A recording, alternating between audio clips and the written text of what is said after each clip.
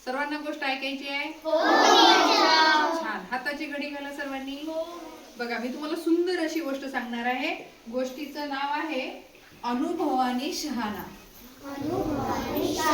काय नाव आहे? अनुभवानी शहाणा. म्हणजे ज्याला अनुभव असतो तो शहाणा होतो. आणि कसा होतो ते आपल्याला या गोष्टीच्या माध्यमातून बघायचं आहे. बघा, एक मोठं जंगल होतं आणि त्या जंगलामध्ये एक सिंह राहत होता, एक गाढव राहत होता आणि एक कोल्हा राहत होता.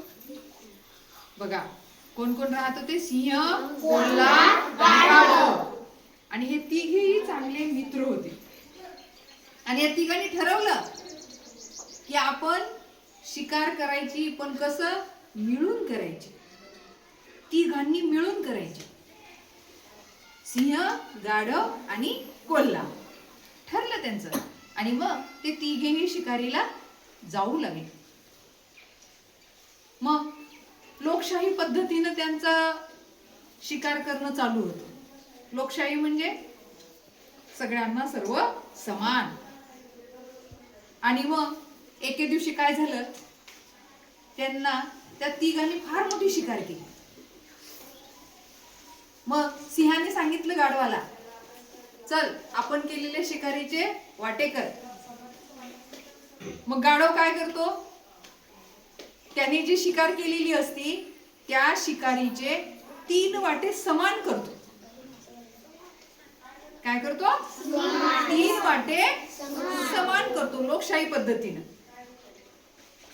मग गाढवाने समानतेच्या खूप गप्पा ऐकलेल्या असतात आणि म्हणून त्याला वाटतं, चला आपणही इथं काय करू?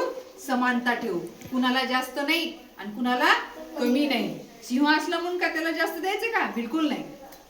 आम्ही सुद्धा इथं काय केलेलं आहे? शिकार केलेली आहे.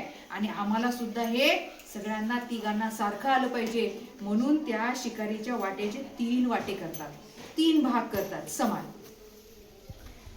तो पाहतो ना सिंह, आणि सिंहाला येतो राग. सिंहाला वाटतं, मी जंगलाचा राजा आहे आणि ह्या गाढवानं काय केलं? समान वाटे केले. माझी काहीच किंमत नाही असं सिंहाला वाटायला लागलं. सिंहाला खूप राग आला. मग सिंह म्हणतो, अरे गाढवा, तू सगळ्या समानच वाटे केले, तू सर्व समानच वाटे केले. गाढव म्हणतो, महाराज, समानता हवी ना. आपण सगळ्यांनी मिळून शिकार केली आणि म्हणून मी त्या शिकारीचे काय केले? 3 समान भाग केले. मग माझं काय चुकलं? मग गाढवाला खूप राग येतो आणि आपल्या सिंहाला खूप राग येतो आणि सिंहाने एका फटक्यात गाढवाला ठार मारून टाकतो. म्हणजे त्या गाढवाची शिकार सिंह करतो.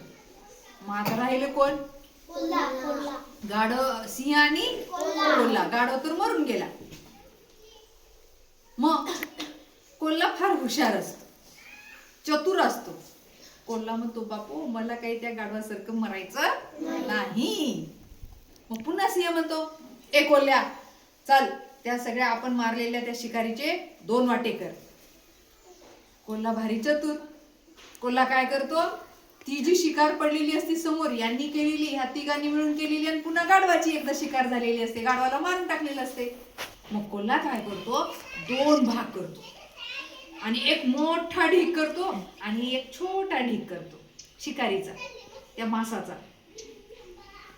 सिंह बघून खुश होतो.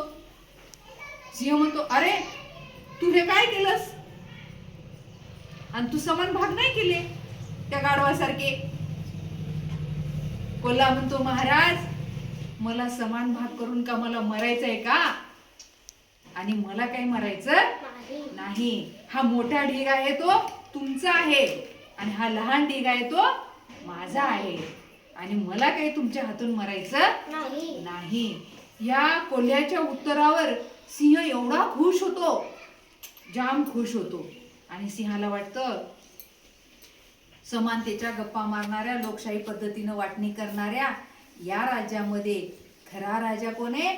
मीच आहे आणि माझा दबदबा असला पाहिजे. आणि म्हणून कोल्ह्यानं काय केलं? मला मोठा ढीग दिला असा आनंद सिंह मानतो. आणि कोल्ह्याला वाटतं की ह्या सिंहाच्या झपाटीत आपण मरण्यापेक्षा आपण आपला जीव वाचवला, खाऊ दे त्याला जास्त, त्याचं पोट मोठं आहे त्याला जास्त खाऊ दे आणि मला एवढंच बस झालं म्हणून तो छोटासा वाटा कोल्हा घेतो आणि कोल्हा स्वतःचे प्राण वाचवतो. तात्पर्य चला सांगा, तात्पर्य सांगा. गोष्ट ऐकली ना, आवडली ना गोष्ट? बर, मग तात्पर्य सांगा. जास्त लालच करू नये. Very good. म्हणजे तिने सांगितले की जास्त लालच खाण्याबद्दल करू नये, म्हणजे आपला जीव सुद्धा जाऊ शकतो. आणखी चला येऊ द्या, तात्पर्य येऊ द्या. तुम्ही गोष्ट ऐकली ना, मग प्रत्येकाला तात्पर्य सांगता आलं पाहिजे. लालच बुरी बला आहे तिनं सांगितलं. आणखीन जो क्रूर असतो, जो हिंसक असतो, त्याच्या पुढे समानतेच्या गप्पा मारून फरक पडणार नाही. आपली कुवत पाहूनच आपण कोणाशी हुज्जत घालायची, कोणाशी वाद घालायचा हे आपण स्वतः ठरवावं, जेणेकरून आपला जीव जाणार नाही. जसं त्या गाढवाचा जीव गेला आहे ना. आवडली गोष्ट? Okay, thank you.